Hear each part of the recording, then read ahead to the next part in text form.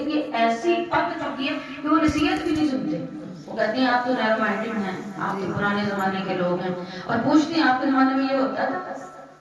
پھر ان سے کہتے ہیں کہ ہمارا اتنا بھی پرانا زمانہ نہیں ہے, لیکن یہ ہے کہ اس دور میں بڑی فاسٹلی آگے بڑھا ہے. یہ جو نیٹ ہے نا, اس نے بڑی فاسٹلی تباہی مچائی ہے.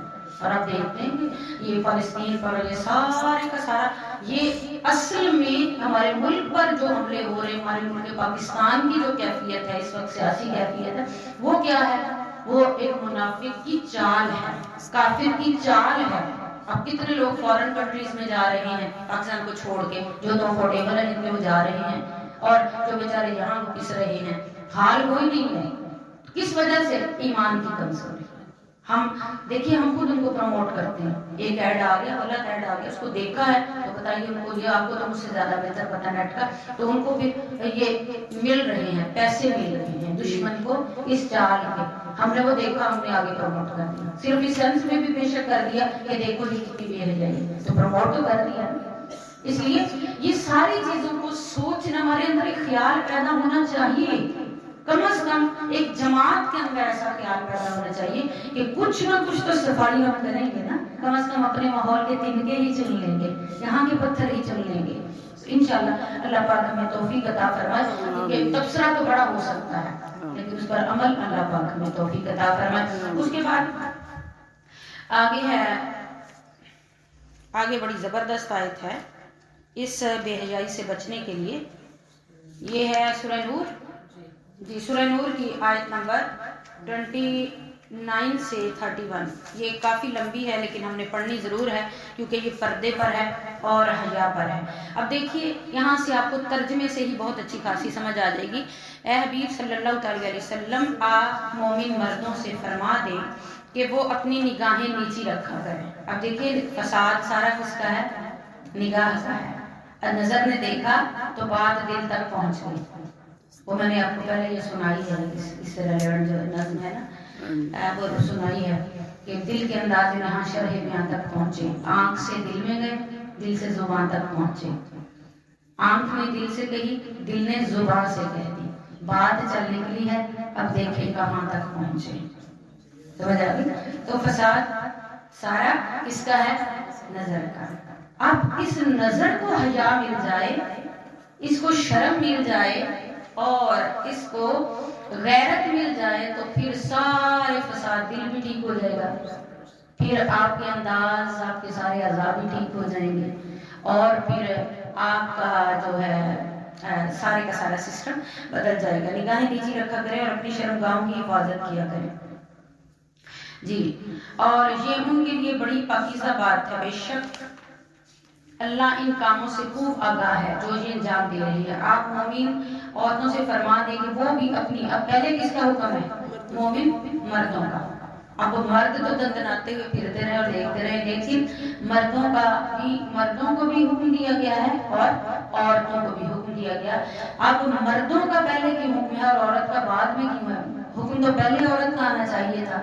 مرد کا اس لیے کہ مرد کی جو نظر ہوتی ہے, مرد دلیر ہے ہر کام میں, وہ زیادہ مطلب دیکھتا ہے, کرتا ہے, اور دلیری کے ساتھ کرتا ہے. اور عورت میں پھر بھی شرم اللہ نے رکھی ہے تو وہ اتنی زیادہ, لیکن فرمایا کہ جب تک عورت موقع نہ دے تو مرد کچھ بھی نہیں کر سکتا. اس لیے فرمایا کہ عورت کی جو بزدلی ہے نا, وہ اس کی صفت ہے کہ وہ کسی غیر مرد کو اپنے اوپر حاوی ہونے نہیں دیتی. وہ بزدلی ڈر جاتی ہے, خوف زدہ ہو جاتی ہے کسی غیر مرد کو دیکھ کے. یہ اپنا اپنا حیا ہے, جیسے جیسے شعبے سے ریلیٹڈ ہوتی ہیں, یہ اپنا اپنا حیا ہوتا ہے. جی, اور آپ مومن عورتوں سے فرما دیں کہ وہ بھی اپنی نگاہیں نیچی رکھا کریں, اپنی شرمگاہوں کی حفاظت کیا کریں, اور اپنی آرائش و زیبائش کو ظاہر نہ کیا. دیکھیں ڈائریکٹ حکم ہے آرائش و زیبائش کو ظاہر.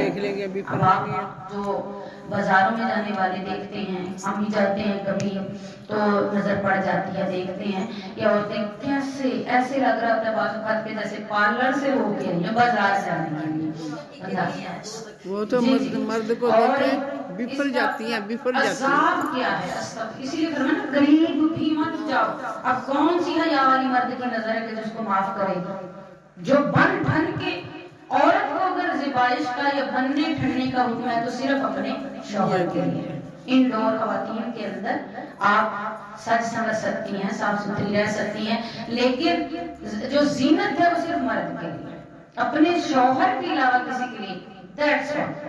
تو فرمایا سوائے اس حصہ کے جو اس میں سے خود ظاہر ہوتا ہے، وہ اپنے سروں پر اوڑے ہوئے دوپٹے اور چادریں اپنے گریبانوں اور سینوں پر ڈالے رہا کریں، اور وہ اپنے بناؤ سنگھار کو کسی پر ظاہر نہ کیا کریں. اب اتنی سختی کیوں ہے کہ ظاہر ہے عورت میں تو پہلے ہی اٹریکشن ہے، عورت کی آواز میں ایک صوتی حسن بھی اللہ نے رکھا ہے.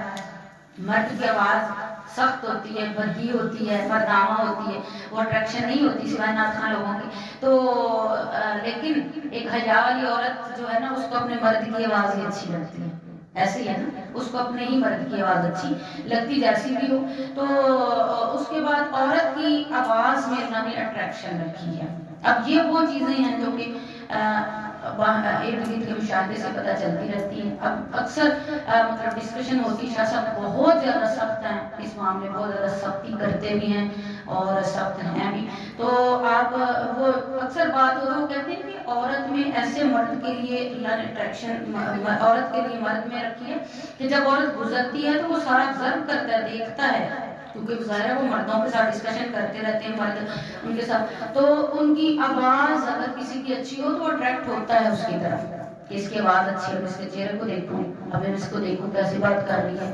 اور بناوٹ کے ساتھ یہ جو حکم دیا گیا کہ اگر آپ اکیلے گھر میں ہو اور کوئی غیر مرد آ جائے تو اس کے ساتھ سختی سے بات کریں، لچک رویہ اختیار نہ کریں کہ ہو سکتا ہے اس کے اندر کوئی بے ایمانی ہو. کیوں کہ مولا نے فرمایا جہاں دو غیر مرد ہوتے ہیں، مرد عورتیں ہوتی ہیں، تو وہاں تیسرا جو ہوتا ہے وہ شیطان ہوتا ہے. اور پھر فرمایا کسی عورت کے ساتھ دو شیطان ہوتے ہیں جو کرتی ہے، اسے خوبصورت بنا کے پیش کرتے ہیں. اور اس کے اندر بھی یعنی عورت کے اندر اب دیکھیے کہ امی جی کی میں پہلے بھی آپ کو بات بتا چکی ہوں، اکثر یاد آتی کہ آپ کے ابو جی نے اتنے پردے میں رکھا، اتنا پابندیوں میں رکھا کہ میں اللہ کا شکر ادا کرتی ہوں کہ پتہ نہیں کتنے گناہوں سے ہمیں بچا دیا. دیکھیے باہر نکلنا بہت سارے لوگوں کی مجبوری ہوتی ہے، جانا ہے، لیکن سمپلسٹی کے ساتھ جایا جائے تو وہ آپ کی مجبوری ہے. بن سنور کر، یہ تو تک کی نہیں بنتا، سوال ہی مطلب ایک ایسا موضوع ہی نہیں ہے کہ عورت بن سنور کے کیوں جائے. جب اسے مجبوراً باہر جانا پڑے تو کیوں وہ میک اپ کر کے دوسرے غیر لوگوں کو. تو اس کا مطلب ہے کہ چار عورتیں ہی جو ایک عورت ہے چار مردوں کو کہاں لے جائے گی؟ جہنم میں لے جائے گی.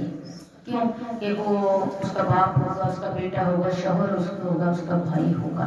تو اس لیے مجھے یاد آتا ہے جب ہم کالج میں جاتے تھے تو امی جی ہمیں کہا کرتے تھے، چونکہ خود ٹوپی برقع جو اپنے پہنتی وہ پہنتے تھے، تو ہمیں کہا کرتے ہم وہ جو دوسرا اسکارف والا باندھنے والا برقع پہنتے تھے، دو نقاب ہوتے تھے.